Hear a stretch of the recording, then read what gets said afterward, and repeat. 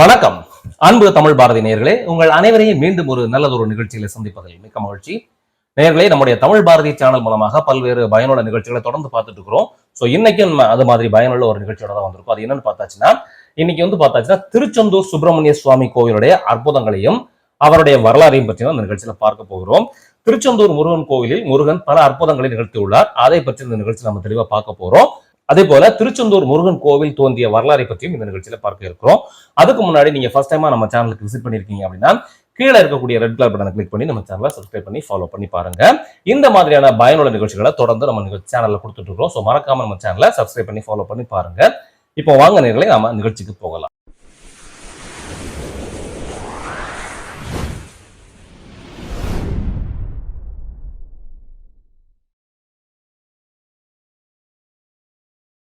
நேயர்களே, இந்த நிகழ்ச்சியில நாம திருச்செந்தூர் முருகன் கோவில் தோன்றிய வரலாறை பற்றியும், திருச்செந்தூர் முருகன் நிகழ்த்திய அற்புதங்களை பற்றியும், திருச்செந்தூர் முருகன் கோயிலுக்கு நாம சென்றா நமக்கு என்ன மாதிரியான நன்மைகள் கிடைக்கும் அப்படிங்கறத பற்றியும் தெளிவா அந்த நிகழ்ச்சியில பார்க்க போறோம். திருச்செந்தூர் சுப்பிரமணிய சுவாமி கோவில் முருகனின் 6 படை வீடுகளில் 2ஆம் படை வீடாக திகழ்கிறது. தூத்துக்குடி மாவட்டத்தில் வங்க கடலோரம் அமைந்துள்ள இக்கோவில் சென்னையிலிருந்து 600 கிலோமீட்டர் தொலைவில் உள்ளது. சங்க இலக்கியங்களிலும் சிலப்பதிகாரத்திலும் குறிப்பிடப்பட்டுள்ள இக்கோவில் 2000 முதல் 3000 ஆண்டுகள் வரை பழமை வாய்ந்ததாக கூறப்படுகிறது.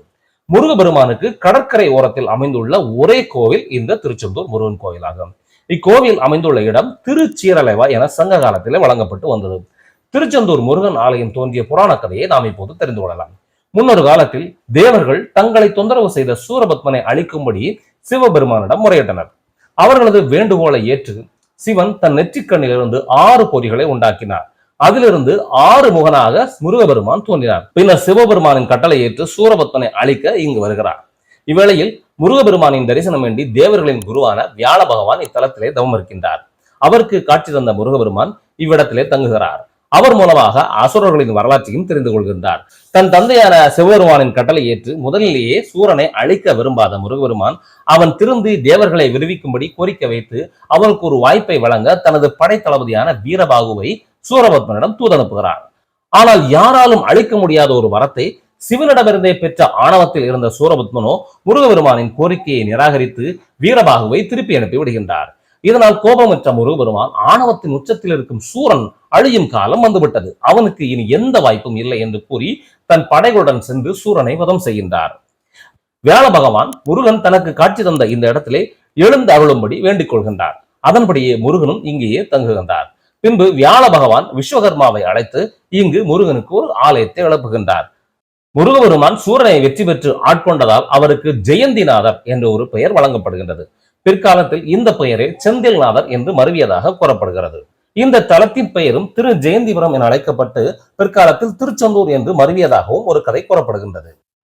முருகபெருமான் சூரனை ஆட்கொண்ட பின்பு தனது வெற்றிக்கு நன்றி தெரிவிக்கும் விதமாக சிவபூஜை செய்கின்றார். அந்த கோலத்திலேயே முருகன் தனது வலக்கையில் தாமரை மலருடன் இத்திருத்தலத்திலே அருளுகின்றார். தலையில் சிவயோகி போல ஜடாமகுடமும் தரித்திருக்கின்றார்.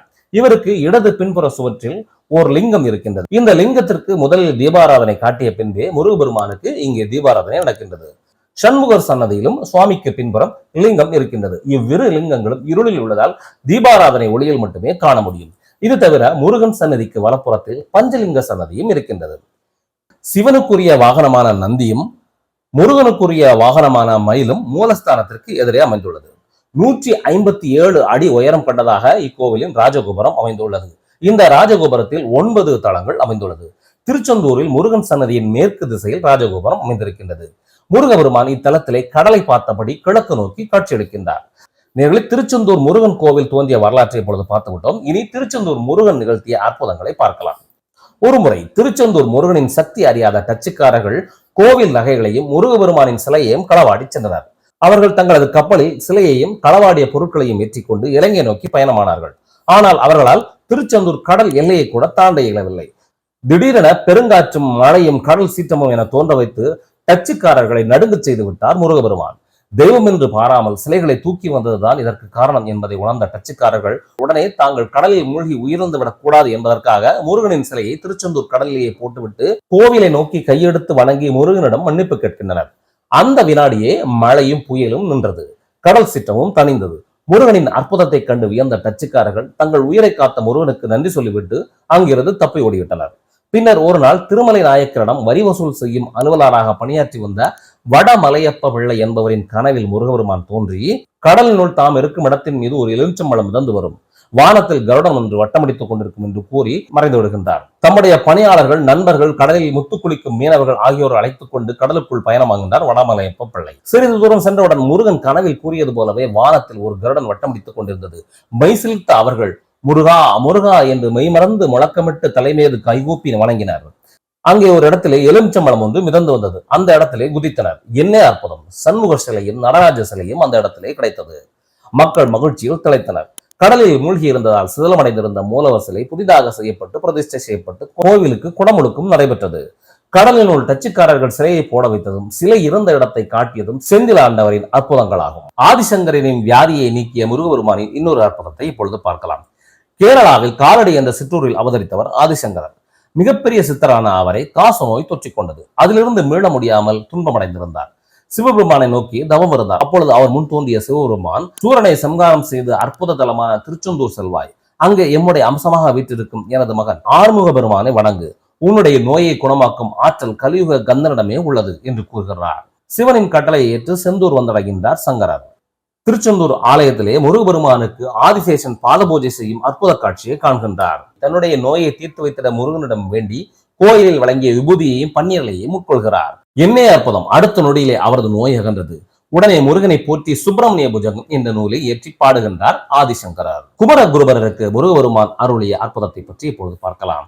குமரகுருபரர் தனது 3 வயதளவிலும் வாய் பேச இயலாமல் இருந்தார். அது கண்ட பெற்றோர் பெருந்துயர் அடைந்தனர். இதற்கிடையிலே பிறந்த 2வது குழந்தையோ வாய் பேச தொடங்கிவிட்டது. இதனால் மேலும் மனம் வருந்தினர். 5 வயது வரை பேசாமல் இருந்த குழந்தை குமரகுருபரரை தூக்கி கொண்டு திருச்செந்தூர் முருகன் கோவிலுக்கு வந்தடைகின்றனர் குமரகுருபரரின் பெற்றோர். முருகனின் சன்னதி முன்பு குழந்தையை கடத்தினர். 40 நாட்கள் விரதம் இருக்கின்றனர். தினமும் மனமுருக முருகனை வேண்டுகின்றனர். ஆனால் யாதொரு பலனும் தெரியவில்லை. மனமடைந்த தம்பதியர், நாளை ஒரு நாள் பார்ப்போம், முருகன் அருளாவிடில் நாம் இருவரும் உயிரை மாய்த்துக் கொள்வோம் என்ற மன உறுதியை கொள்கின்றனர். காலையில் கடலில் நீராடி கொடிமர தடையில் மகனை கடத்திவிட்டு முருகனை தரிசிக்க செல்கின்றனர். அந்நேரம் முருகன் கோவில் அர்ச்சகர் வடிவில் வந்து குமரகுருபரர் முன்பு ஒரு வெண் தாமரை பூ ஒன்றினை காட்டி இது என்ன என்று கேட்கின்றார். அதனால் வரையிலும் பேசாமல் இருந்த குமரகுருபரரோ பூ என்று பேசுகின்றார். சைவம் தலைக்க பாடுபடு என்று முருகன் கட்டளையிட்டு விட்டு அந்த இடத்திலிருந்து மறைந்து விடுகின்றார். பூமேவு செங்கமல புத்தேளும் என்ற பாடல் அடியை முதலாக கொண்டு கந்தர்களி வெண்பா என்ற ஒரு நூலை இயற்றி பாடுகின்றார் குமரகுருபரர். முருகனின் பெருமைக்கு மேலும் பெருமை சேர்த்து வைக்கின்றார் குமரகுருபரர். திருச்செந்தூர் ஆலயம் ஒரு குருஸ்தலமாகும். ஏனென்றால் திருச்செந்தூர் ஆலயத்திலே வியாழ பகவானின் வேண்டுகோளை ஏற்று கோவில் கொண்டதால் குரு பகவானின் அருள் பெற விரும்புவோர் குரு திசையில் இவ்விரைவினை வணங்கி பலன் பெறுகின்றார்கள். ஜெயந்திநாதராய் இங்கு அருள் வழங்குவதால் இங்கு முருகனை வணங்குவோருக்கு வாழ்வில் சகல வெற்றிகளும் கிடைக்கும், காரிய தடைகள் நீங்கும். எந்த ஒரு காரியத்திலும் வெற்றி கிடைக்க வேண்டும் என்றால் திருச்செந்தூர் முருகனை வணங்கிவிட்டு வரும்பொழுது அவர்களுக்கு தங்களுடைய காரியத்தில் வெற்றி கிடைக்கும் என்று பலர் தங்களுடைய வாழ்வில் ஏற்பட்ட அனுபவங்களை கூறுகின்றனர். ஏவல், பில்லி, சூனியம் போன்றவற்றால் பாதிக்கப்பட்டவர்களின் ஆலயத்தில் வந்து வழிபட்டால் தீவினைகள் நீங்கி பலன் பெறலாம். குழந்தை பேர் என்று இருப்பவர்கள் திருச்செந்தூர் முருகனுக்கு அபிஷேகம் செய்து இக்கோவிலை வலம் வந்தால் மக்கள் பேறு அருள்வார் எம்பெருமான். வாழ்நாள் முழுவதும் தவம் செய்து கிடைக்கும் பலனை இவ்வாலயத்தில் ஒரு நாள் உபவாசம் இருந்து முருகனை வழிபட்டால் அந்த பலனை பெற்றுவிடலாம் என சூதம முனிவன் கூறுகின்றார். திருச்செந்தூர் கோவிலில் மற்றொரு அற்புதம் என்னவென்றால் இங்கு வழங்கப்படும் பன்னீர் இலை விபூதி. இங்கு பன்னீர் இலையில் வைத்து வழங்கப்படும் விபூதி நோய்களை தீர்க்கக்கூடிய அருமருந்தாக உள்ளது. இங்கு நடைபெறக்கூடிய கந்தசஷ்டி விழாவும் சூரசம்ஹார விழாவும் இக்கோவிலில் முக்கியமான விழாவாக கருதப்படுகின்றது.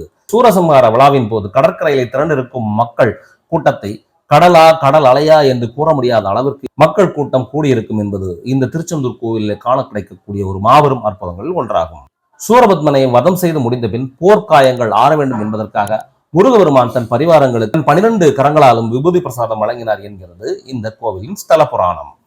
மேலும் திருச்செந்தூர் கோவிலே முருகன் பல்வேறு அற்புதங்களை நிகழ்த்தியுள்ளார். பலருடைய வாழ்வில் பல அற்புதங்களை நிகழ்த்தி இருக்கிறார் முருகபெருமான். சுனாமியை வென்ற சுப்பிரமணிய சுவாமி என்று இந்த திருச்செந்தூர் முருகன் கோவிலுக்கே ஒரு புகழ் உண்டு. சுனாமி காலகட்டத்தில் கூட எந்த ஒரு பாதிப்பையும் இந்த திருச்செந்தூர் முருகன் கோவிலே ஏற்படவில்லை. அதனால்தான் இவருக்கு சுனாமியை வென்ற சுப்பிரமணிய சுவாமி என்ற ஒரு பெயரும் வழங்கப்பட்டு வருகின்றது. திருச்செந்தூர் முருகன் பலருடைய வாழ்விலே பல்வேறு அற்புதங்களை நிகழ்த்தியிருக்கிறார். இந்த கோவிலில் வந்து வணங்கி தங்கள் வாழ்க்கையில் பல்வேறு மாற்றங்கள் ஏற்பட்ட பல பக்தர்கள் இன்று திருச்செந்தூர் முருகன் கோவிலுக்கு வந்து நன்றியை காணிக்கையாக செலுத்திவிட்டு சென்று கொண்டிருக்கிறார்கள். அதாவது வாய் பேச முடியாதவர்களுக்கு வாய் பேச வைத்த அற்புதங்களும் இந்த திருச்செந்தூர் முருகன் கோவிலில் நடந்திருக்கின்றது. பலருக்கு பல காரியங்களிலே வெற்றியை தேடி கொடுத்திருக்கிறது திருச்செந்தூர் முருகன் கோவில். நேர்களை நீங்கள் திருச்செந்தூர் முருகன் கோவிலுக்கு சென்றிருக்கிறீர்களா? திருச்செந்தூர் முருகன் உங்களுக்கு நிகழ்த்திய அற்புதம் என்ன? அதை பற்றி நம்முடைய கமெண்ட் செக்ஷன்ல நீங்க சொல்லுங்க. நீங்கள் இதுவரை திருச்செந்தூர் முருகன் கோவிலுக்கு செல்லவில்லை என்றால் ஒரு முறையாவது திருச்செந்தூர் முருகன் கோவிலுக்கு சென்று விட்டு வாருங்கள். கண்டிப்பாக உங்கள் வாழ்க்கையில் ஒரு மிகப்பெரிய மாற்றத்தை திருச்செந்தூர் முருகன் வழங்குவார் என்பதில் எந்தவித மாற்று கருத்தும் இருக்க முடியாது. நேர்களை இந்த வீடியோ உங்களுக்கு பிடிச்சிருந்தா லைக் பண்ணுங்க. இந்த இன்ஃபர்மேஷன் உங்களை மாதிரி பல பேர்களுக்கு சேரணும் அப்படிங்கிறதுக்காக இந்த வீடியோவை ஷேர் பண்ணுங்க. மறக்காம இந்த மாதிரியான இன்ட்ரெஸ்டிங்கான இன்ஃபர்மேஷன் கொடுக்கக்கூடிய நம்ம சேனலுக்கு நீங்க ஒரு லைக் பண்ணி ஃபாலோ பண்ணி சப்ஸ்கிரைப் பண்ணிக்கோங்க.